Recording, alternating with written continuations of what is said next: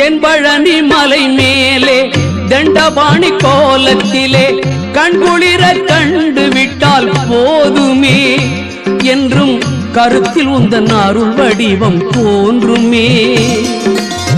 தென்பழனி மலை மேலே தண்டபாணி கோலத்திலே கண்குளிர கண்டு விட்டால் போதுமே என்றும் கருத்தில் உந்தன் அருள் வடிவம் தோன்றுமே.